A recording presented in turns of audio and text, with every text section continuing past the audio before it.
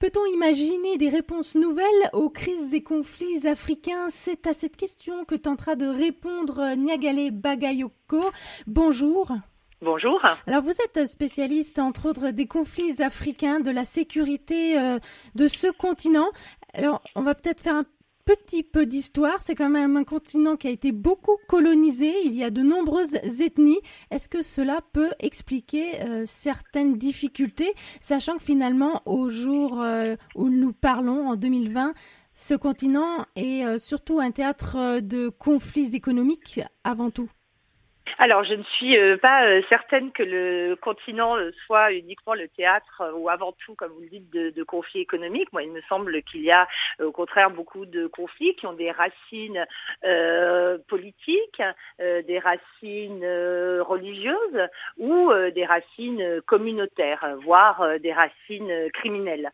C'est le premier élément. Pour ce qui est de votre question relative au rôle de l'héritage colonial sur ces conflits, il me semble aujourd'hui que se produit une sorte, si ce n'est de seconde vague de décolonisation, en tout cas une sorte de remise en cause du modèle d'État postcolonial qui a été porté par les différents régimes, y compris les régimes démocratiques après les indépendances, et qui correspond en effet à l'importation des modèles institutionnels promus par les anciennes puissances coloniales. Et quand je parle de remise en cause de ce modèle postcolonial, c'est qu'un grand nombre d'acteurs, et notamment des populations vivant dans des zones périphériques ou rurales, semblent avoir le sentiment aujourd'hui d'un échec sur le plan démocratique, sur le plan éducatif, sur le plan de la décentralisation, sur le plan de l'urbanisation,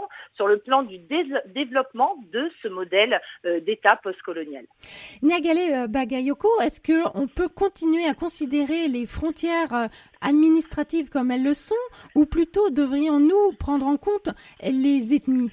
Alors la question qui se pose aujourd'hui n'est pas vraiment celle d'une remise en cause du cadre frontalier ou de principe qu'on appelle outil possidetis, de reconnaissance des frontières issues de la colonisation.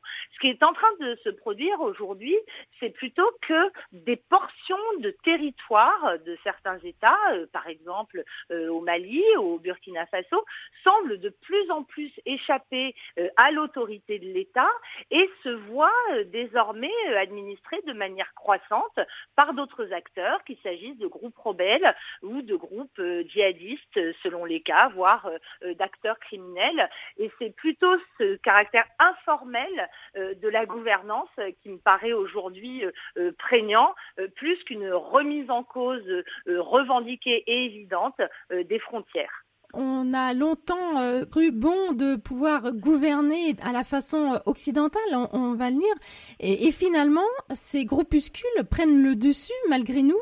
Nos soldats sont souvent en grande difficulté. Les étrangers ne peuvent pas circuler librement dans bon nombre de pays africains. Alors, dans bon nombre de pays africains, ça dépend lesquels. Je pense que dans la majeure partie du continent africain, il est important de le dire, les ressortissants occidentaux peuvent tout à fait circuler. Il est important de ne pas uniquement considérer l'Afrique au travers de ces parties qui sont effectivement en situation de crise ou en situation de conflit.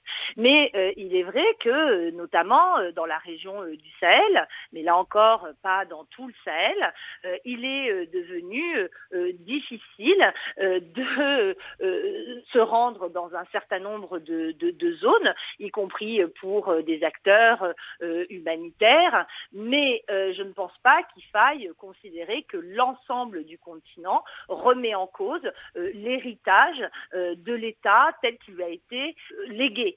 Moi, je pense plutôt que le type de gouvernance qui s'est développé depuis les indépendances, c'est une sorte de gouvernance qu'on peut qualifié d'hybride, c'est-à-dire qui intègre à la fois des éléments issus du modèle colonial, mais aussi de traditions plus africaines, et les espaces où les choses se passent de manière plus positive sont plutôt ceux où il n'y a pas de conflit entre ces différents types de normes et d'approches de la gouvernance. Niagale Bagayoko, vous, en tant que présidente de l'African Security Sector Network, C'est votre approche. Vous avez fait des études dans les relations humaines, en sciences politiques.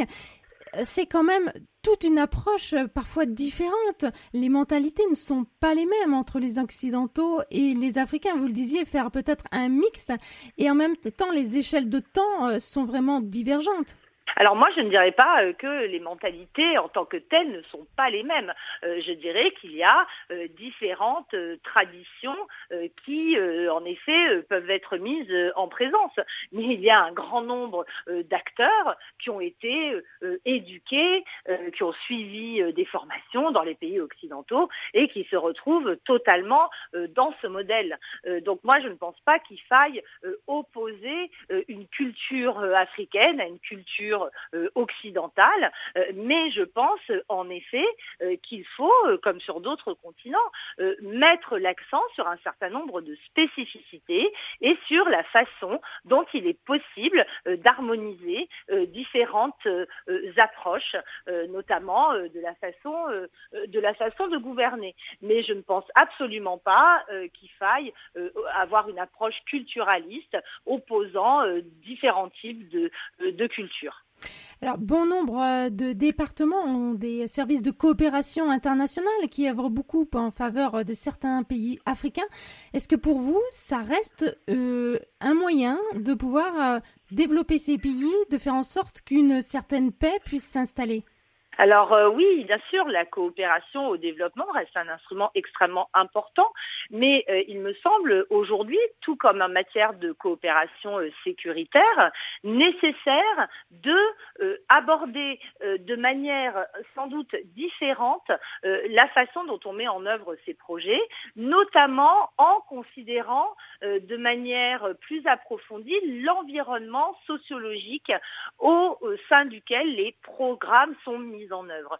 Parce que non seulement un programme de développement, bien sûr, touche à la structure économique, aux revenus qui sont générés pour les communautés, mais il touche aussi très souvent aux relations de pouvoir entre les différents acteurs, aux relations hiérarchiques entre eux, et il est indispensable de prendre cela en considération parce que trop souvent, les programmes de développement restent calqués sur des critères, notamment des critères d'évaluation, qui ne correspondent pas à l'environnement sociologique dans lequel ils sont mis en œuvre.